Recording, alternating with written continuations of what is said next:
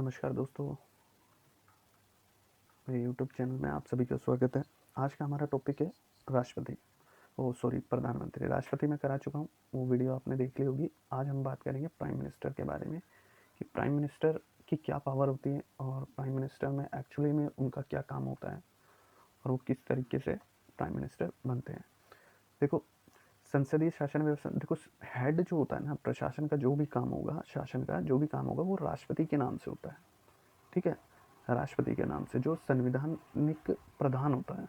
ठीक है, मेनली क्या होता है, सब कुछ जैसे हमारे इंटरनेशनल रिलेशन में जो भी कुछ होता है ना, सब राष्ट्रपति के नाम से होता है। मतलब भारत के राष्ट्रपति सबसे प्रमुख होता है। बट क्या होता है कि इसकी पूरी पावर का यूज़, मतलब एक्चुअल में जो राष्ट्रपति की पावर है उसका यूज़ कौन करता है? प्रधानमंत्री यूज़ करता है। ठीक है, इसलिए कहते हैं राष्ट्रपति केवल नाम मात्र का है, लेकिन प्रशासनिक प्रमुख कौन होता है? प्रधानमंत्री होता है। इसलिए हमारे देश में राष्ट्रपति से पावरफुल कौन होता है? प्राइम मिनिस्टर होता है। देखो, अब मोदी जी को पूरा बहुमत बना मिला, तो वो राष्ट्रपति क्यों नहीं बने, वो प्रधानमंत्री क्यों बने? क्योंकि सारी पावर किसके हाथ में है? हमारे प्राइम मिनिस्टर के हाथ में है। तो स्टार्ट करते हैं। देखो, वैसे तो आपको समझ ही आ गया होगा कि वास्तविक पावर किसके हाथ में होती है? हमारे प्राइम मिनिस्टर के हाथ में होती है। तो इसलिए भारत का प्रधानमंत्री राष्ट्रपति से भी ज़्यादा पावरफुल होता है। लेकिन एक सम्मान के तौर पे देखा जाता है कि राष्ट्रपति को ज़्यादा आदर दिया जाता है, क्योंकि हमारे राष्ट्रपति क्या होते हैं? जो संवैधानिक प्रमुख होते हैं, इसलिए उनको आदर सम्मान दिया जाता है। तभी तो सबसे लास्ट में कौन आता है? राष्ट्रपति आता है। जब हम परेड देखते हैं तो राष्ट्रपति आते हैं और राष्ट्रपति के बाद ही प्रधानमंत्री उनको लेने जाते हैं। तो ये प्रोसेस होता है। देखो, अब आर्टिकल 75(1) में क्या कह रहा है? राष्ट्रपति द्वारा प्रधानमंत्री की नियुक्ति का प्रावधान करता है। मतलब कि राष्ट्रपति किसकी नियुक्ति करेगा? प्रधानमंत्री की। ठीक है, राष्ट्रपति किसकी नियुक्ति करता है? प्रधानमंत्री की। तो राष्ट्रपति संसदीय व्यवस्था के अनुसार लोकसभा के प्रमुख, जो लोकसभा होती है ना हमारी, जैसे कि मैं आपको बताता हूँ, एक होती है लोकसभा, ठीक है, एक होती है राज्यसभा। ठीक है, ये दो हमारे सदन है, लोकसभा और राज्यसभा। लोकसभा में क्या होता है? डायरेक्ट हम लोग वोटिंग करते हैं, इसको बोलते हैं एमपी इलेक्शन। ठीक है, एमपी इलेक्शन, तो मेंबर ऑफ पार्लियामेंट, इसमें डायरेक्ट हम लोग वोटिंग करते हैं। लेकिन जो राज्यसभा होता है ना, राज्यसभा, इसको उच्च सदन भी बोलते हैं। तो इसमें क्या होता है? जो स्टेट के एमएलए होते हैं, एमएलए होते हैं ना, जो स्टेट के एमएलए ये होते हैं, ये लोग वोटिंग करके भेजते हैं। ठीक है, तो हर स्टेट का कोटा होता है कि भाई इस स्टेट में से इतने लोग जाएंगे, उस हिसाब से ये होता है। ये टॉपिक आएगा जब मैं आपको कवर कराऊंगा, आप बस इतना समझिए। तो ये क्या कर रहा है? ये क्या कह रहा है? लोकसभा के बहुमत प्राप्त दल के नेता को प्रधानमंत्री नियुक्त करता है। ऐसा जरूरी नहीं है, लेकिन जिसको सबसे ज़्यादा बहुमत प्राप्त होता है, जो भी दल हो, जैसे अभी किसको है भाई? बीजेपी को है। तो ऐसे ही समय समय पर जिसका बहुमत होता है उसी को प्रधानमंत्री, उसी के दल से प्रधानमंत्री को नियुक्त किया जाता है।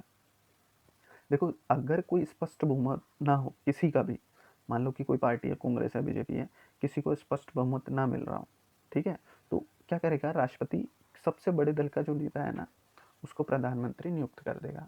लेकिन ऐसा क्यों होता है? लेकिन इसके लिए 1 माह के अंदर उसे संसद में विश्वास हासिल करना होता है, क्योंकि विश्वास प्रस्ताव होता है। ठीक है, जब संसद की कार्रवाई का टॉपिक आएगा तब मैं आपको बताऊंगा कि किस तरीके से क्या कौन सा प्रस्ताव होता है और कौन सा ज़रूरी है और कौन सा नहीं है। ठीक है, तो आप बस इतना समझिए कि अगर राष्ट्रपति चाहे तो किसी को भी प्रधानमंत्री बना सकता है, लेकिन 1 महीने के भीतर उसे क्या करना पड़ेगा? संसद का विश्वास प्राप्त करना पड़ेगा। ठीक है, तो ये बेसिक नॉलेज है। आगे हम बढ़ते हैं। देखो क्या कह रहा है? वह व्यक्ति भी प्रधानमंत्री बन सकता है जो संसद का सदस्य नहीं है। मान लो कि संसद का कोई भी सदस्य नहीं है, ठीक है, तो उसका क्या करना पड़ेगा? मैंने बताया ना, संसद दो है, लोकसभा और राज्यसभा। तो उसे या तो लोकसभा का सदस्य बनना पड़ेगा। अब लोकसभा का सदस्य बनने के लिए तो डायरेक्ट इलेक्शन होता है, ठीक है, या फिर राज्यसभा का सदस्य बनना पड़ेगा। ठीक है, इन दोनों का सदस्य होगा तभी वो क्या बन पाएगा? प्रधानमंत्री बन पाएगा। और ये कितने दिन में होना चाहिए? 6 महीने के अंदर अंदर होना चाहिए। अगर 6 महीने में नहीं हुआ तो क्या होगा? वो रिजेक्ट हो जाएगा। ठीक है, अब ये कह रहा है कॉन्स्टिट्यूशन में क्या है कि प्रधानमंत्री संसद के दोनों सदनों में से किसी भी सदन का सदस्य हो सकता है। ये तो मैंने आपको बता ही दिया है। राज्यसभा के सदस्य होते हुए प्रधानमंत्री, देखो मैक्सिमम क्या होता है, प्रधानमंत्री जो होता है ना, लोकसभा से होता है। ठीक है, क्योंकि डायरेक्ट जनता चुन के भेजती है। और भाई जो प्रधानमंत्री बन रहा है उसकी पर्सनैलिटी इतनी ज़बरदस्त होती है कि वो प्रधानमंत्री बनने लायक होता है। लेकिन क्या होता है कि कभी कभार ऐसा होता है राज्यसभा से भी बना दिया जाता है। अब तक 3 लोगों को बनाया गया है, इंदिरा गांधी को, एच.डी. देवगौड़ा को, ठीक है, और हमारे मनमोहन सिंह को। देखो, मनमोहन सिंह को तो आप जानते हो क्यों बनाया गया था? क्योंकि भारत में इकोनॉमिक क्राइसिस चल रहा था। ठीक है, तो इनको 2 बार बनाया गया है, तो ये आप याद रखिएगा। अभी तक केवल 3 ही को बनाया गया है। आगे बढ़ते हैं। देखो शपथ का क्या रहता है, वही गोपनीयता की शपथ दिलाई जाती है। सबसे इंपॉर्टेंट है शपथ कौन दिलाता है प्रधानमंत्री को, तो हमारे राष्ट्रपति दिलाते हैं। ये याद रखना, यही क्वेश्चन पूछा जाता है और ये बेसिकली पीटी वगैरह में पूछा जाता है। ठीक है, आगे हम बढ़ते हैं। प्रधानमंत्री राष्ट्रपति के प्रसाद, ठीक है, तो ये जब तक राष्ट्रपति चाहे इसको पद पे बनाए रखता है। ठीक है, वो जब चाहे उसको हटा सकता है, ऐसा है, लेकिन एक्चुअल में ऐसा नहीं होता है। ठीक है, राष्ट्रपति ऐसा तभी करता है जब प्रधानमंत्री लोकसभा में अपना बहुमत खो दे। लेकिन ये देखो, ये ऐसा क्यों बोला गया है, क्योंकि कभी भी बहुमत जा सकता है, तो वो प्रधानमंत्री पद के लायक नहीं रहेगा, तो उसको हटा दिया जाएगा। ठीक है, तो राष्ट्रपति इसलिए बोला गया है कि राष्ट्रपति के द्वारा ही उसको नियुक्त किया जाता है और जब चाहे उसको हटा देता है। लेकिन ऐसा तभी होता है जब वो अपना बहुमत खो देता है। ठीक है, जब राष्ट्रपति को लगे कि भाई लोकसभा में इसका बहुमत समाप्त हो रहा है, मतलब कोई लोग इसको सपोर्ट नहीं कर रहे हैं, या कभी कभार होता है ना गठबंधन की सरकार होती है, तो एक सरकार अपना गठबंधन से हट जाती है या अपना समर्थन वापसी ले लेती है, तो सरकार गिर जाती है। जैसे कि अटल बिहारी वाजपेयी के समय में हुआ था, केवल एक मत की वजह से उनकी पूरी सरकार गिर गई थी। तो ये उस वाले मैटर पे कह रहा है। प्रधानमंत्री का वही 5 ईयर का होता है कार्यकाल। ठीक है, प्रधानमंत्री चाहे तो अपना त्याग पत्र दे देता है।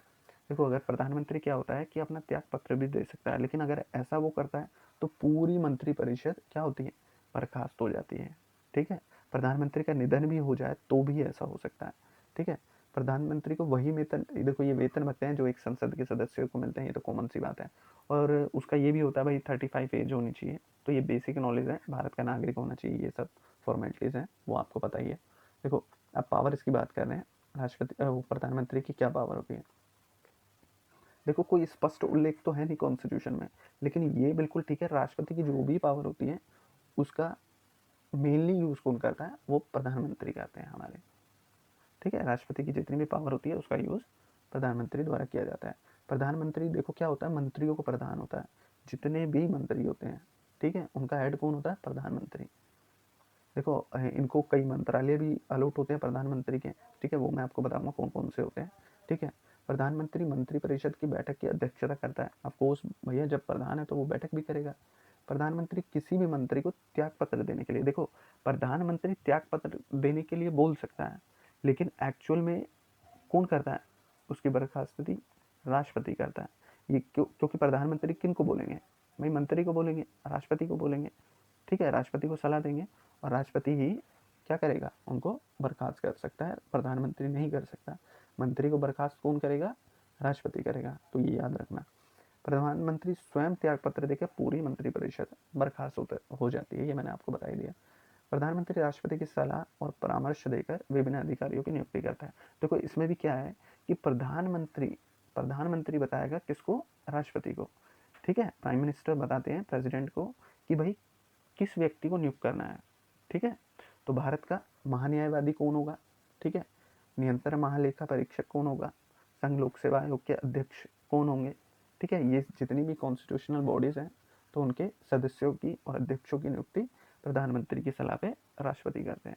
तो ये सबसे इम्पोर्टेंट है। ठीक है, ये डायरेक्ट भी पूछ लेता है, तो ये आप याद रखिएगा। राष्ट्रपति के सत्र को आहूत करना, ठीक है, सत्रवासन करना, तो इससे संबंधित क्या है, ये राष्ट्रपति को सलाह देते हैं प्रधानमंत्री, तभी तो राष्ट्रपति करता है। लोकसभा के विघटन की सिफारिश भी कौन करता है, प्रधानमंत्री करता है। ठीक है, समय समय पर राष्ट्रपति से की जाती है, तो ये नॉर्मल सी बात है, ये आपको पता ही है।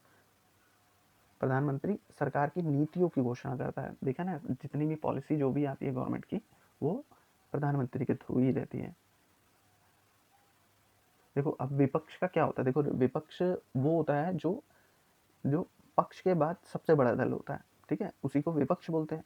अब क्या होता है, जब लोकसभा या राज्यसभा में कोई बिल लाया जाता है, ठीक है, कोई भी बिल लाया जाता है या कोई भी डिस्कशन होता है, तो विपक्ष भी अपने बात रखता है।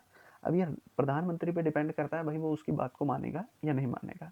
ठीक है, तो ये विपक्ष की बातों को सुनता है और ठीक लगता है तो अप्लाई भी करते हैं, नहीं तो उसको रिजेक्ट कर देते हैं।